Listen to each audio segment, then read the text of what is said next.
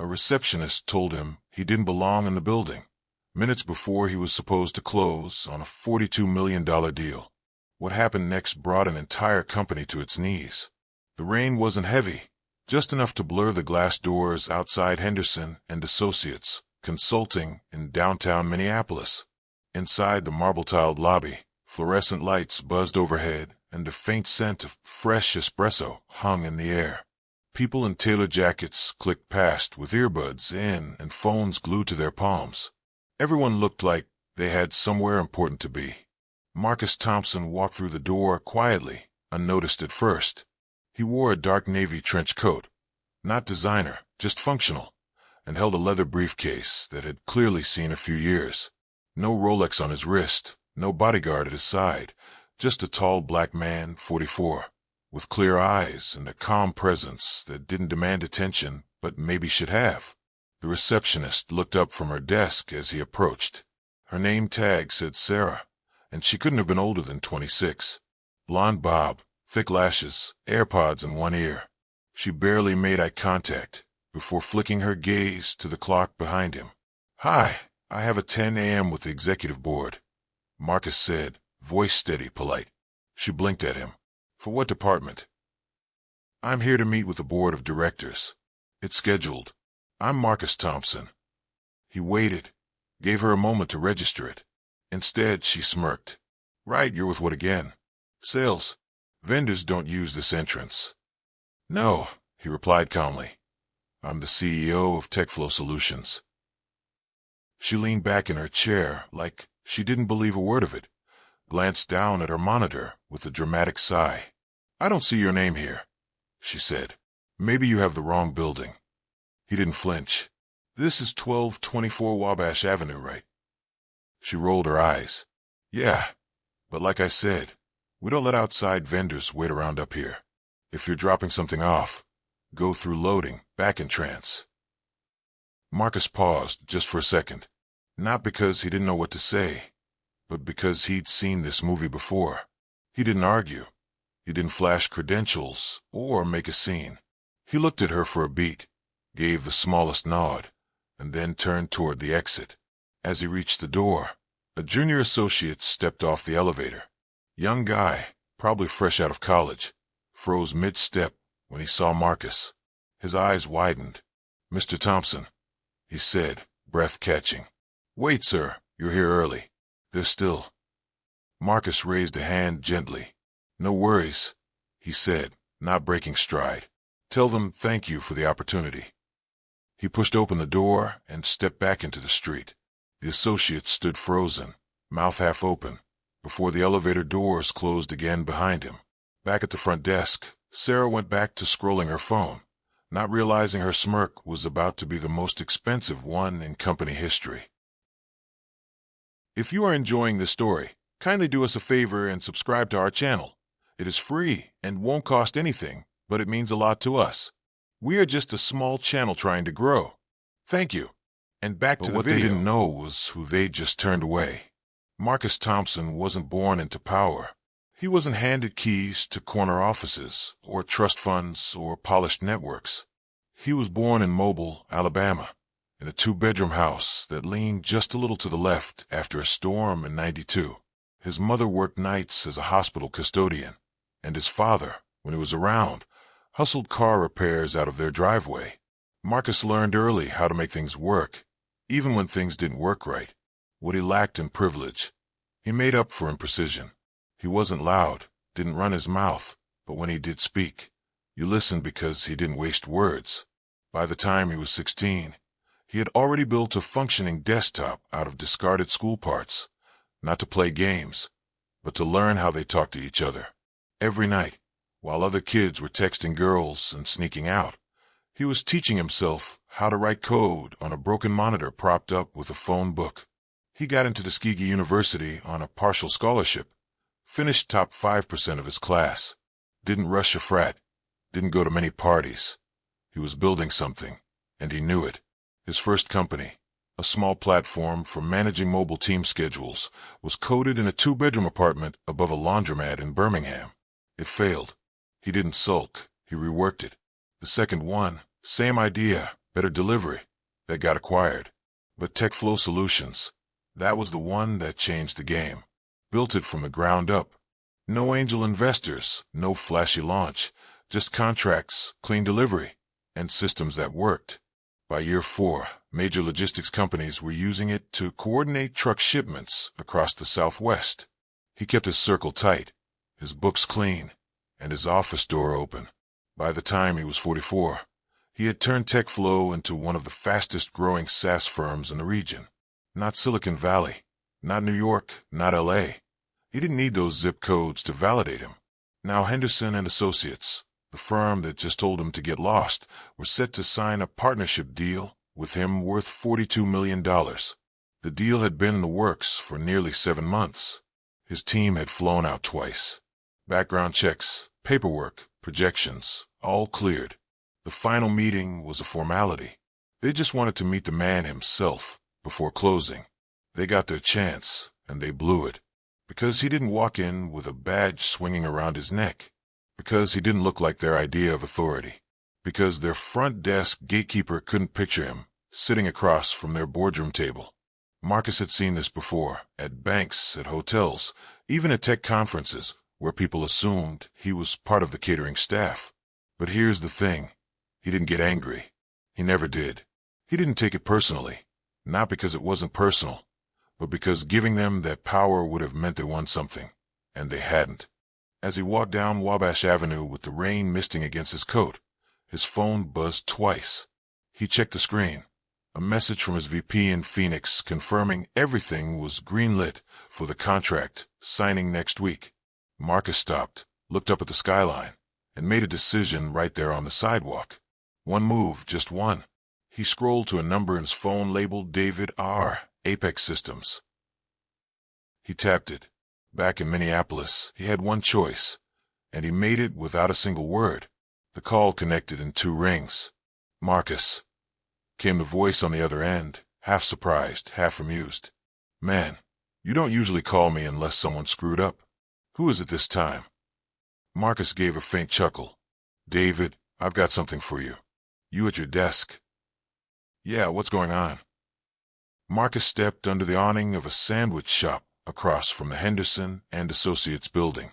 He kept his tone calm even. Remember that platform integration Henderson's been dragging their feet on? David's tone shifted. He leaned in.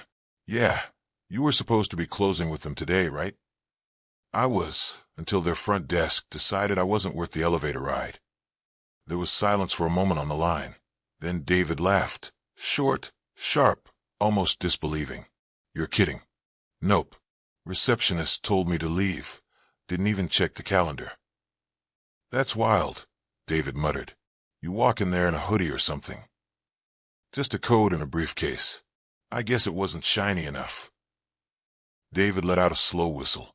Let me guess. They thought you were a delivery guy? More like a vendor, Marcus replied.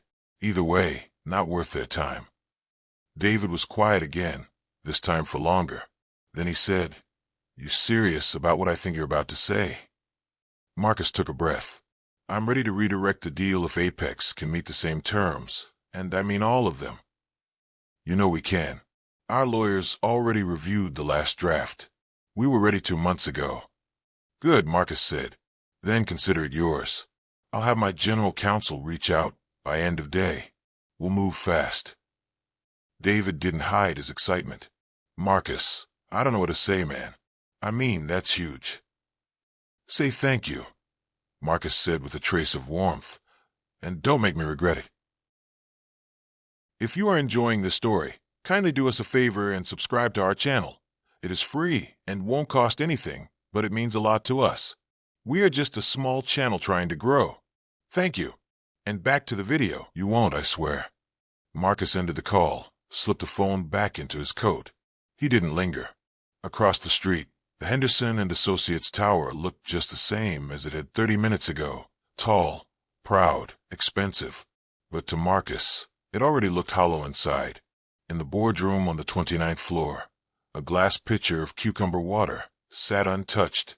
9 chairs around the table were filled with senior partners, executives, and the lead negotiator who kept checking his watch. Still nothing. one of them asked. No call, no text, the negotiator said. He confirmed yesterday. He's never done this. A senior partner frowned. Send someone down to check. An intern rushed down the elevator breathless.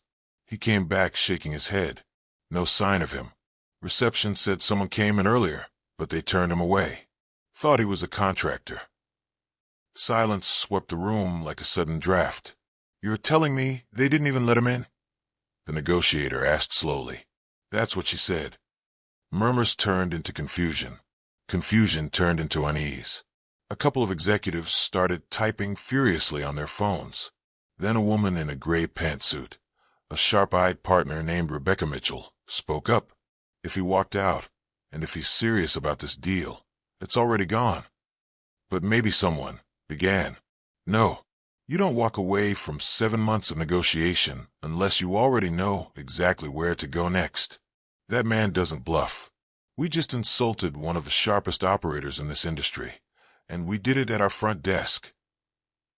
Nobody said a word. The negotiator finally asked, Should we reach out? Mitchell shook her head. You can try, but it won't matter. Across town, Marcus stepped into a rideshare heading for the airport. As the car pulled away from the curb, he didn't look back. He knew what came next, and he didn't need to see it happen to feel it. But the boardroom upstairs was still waiting, unaware their moment had already passed. By the time Monday morning rolled around, Henderson and Associates' boardroom didn't just feel tense. It felt electric in all the wrong ways. Nobody had heard from Marcus Thompson. No emails, no calls. No one on his team was replying either. Not even a cold, we've decided to move in another direction. Nothing. Silence. The receptionist, Sarah, was back at her post, sipping a cold brew through a green straw, tapping through photos from her weekend brunch. She glanced at the revolving doors once or twice, waiting to see the man from Friday. Deep down, she thought maybe he'd return. Maybe he'd come crawling back with an apology or some delivery paperwork. But nothing. Upstairs, in a tense internal meeting, the firm's leadership team tried to spin the no-show into a temporary hiccup. Maybe he had a personal emergency, one partner said. Maybe he's trying to pressure us for better terms, said another. Rebecca Mitchell, calm and sharp as ever, shook her head. Marcus Thompson doesn't play games like that. If he's gone quiet, it's not by accident. That afternoon, the confirmation came. Apex Systems, Henderson and Associates' closest competitor, posted a formal press release. We are thrilled to announce a strategic integration with TechFlow Solutions, the leading logistics optimization platform in the Midwest. This partnership marks a pivotal moment in the industry. The email hit inboxes at 2:03 p.m. By 2:15, the boardroom was dead silent. Nobody spoke. Someone actually dropped their pen. A senior advisor, gray-haired and tight-lipped, pushed his chair back and muttered, Well, that's the damn ball game. Someone turned to Rebecca. Can we claw it back? Rebecca didn't blink. You can't uninsult a man like that. Downstairs, Sarah still had no idea. It wasn't until later that evening, after her shift, during a drink with her friend from HR, that she learned who Marcus really was. Her friend leaned across the table, lowered her voice. You know that deal we were working on for like half a year? Yeah, the tech thing. That was the guy you turned away on Friday. Sarah blinked. No way. That guy. Her friend nodded, lips tight. He's worth more than our entire quarterly profit. You told him to get lost. Sarah laughed, nervous. Okay, but he didn't say he was that important. He did, Sarah. You just didn't listen. The next morning, HR started sending emails about front-facing personnel protocols and gatekeeping sensitivity training. Sarah was pulled into a meeting by a supervisor who used words like reputation damage and public perception. She kept asking how was she supposed to know, but nobody had a good answer, because that was the problem. Meanwhile, Marcus was already deep in talks with Apex's executive team. He had moved fast, signed within 3 days. The partnership gave Apex access to TechFlow's proprietary scheduling AI, an advantage that immediately set them leagues ahead of Henderson and Associates. Clients started to notice. One by one, Companies that had relied on Henderson for years began calling with questions, then cancellations, then silence. In a span of 10 business days, Henderson lost 3 major contracts and a prospective government pilot deal that had been 2 years in the making. Investors got nervous. Shares dropped 12% in a week. By Friday, one of the senior partners who had vouched for Sarah's hiring quietly resigned.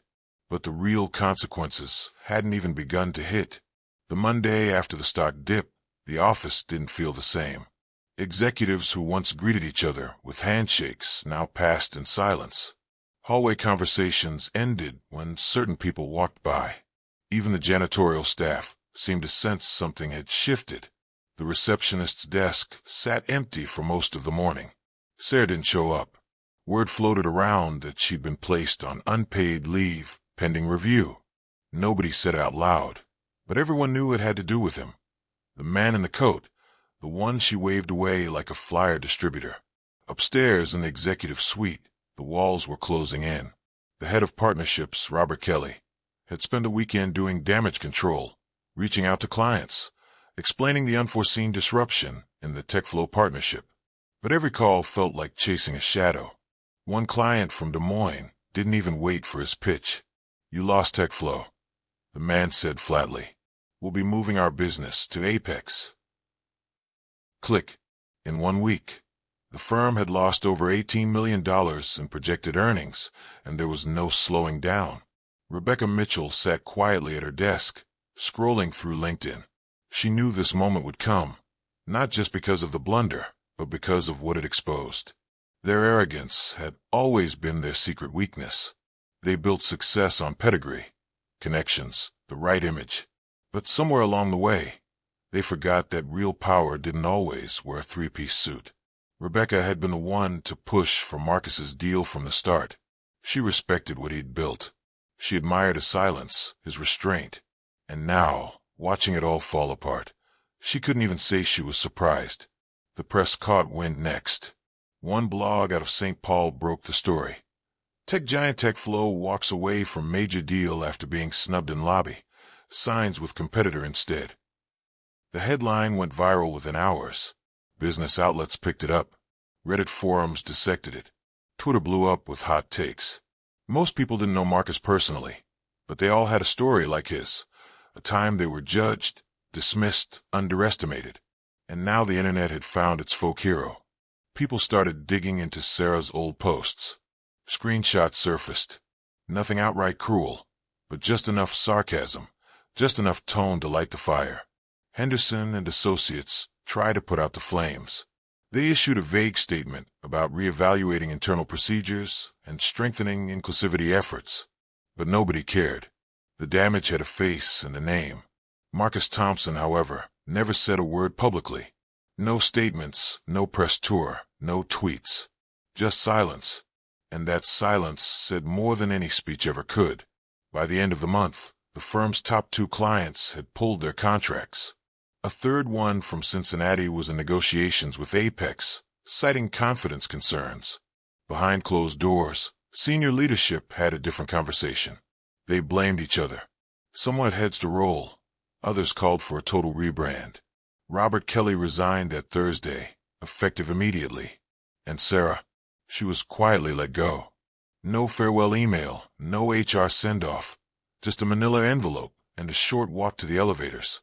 She didn't look angry when she left, just stunned, as if the weight of it hadn't really landed until the doors closed behind her.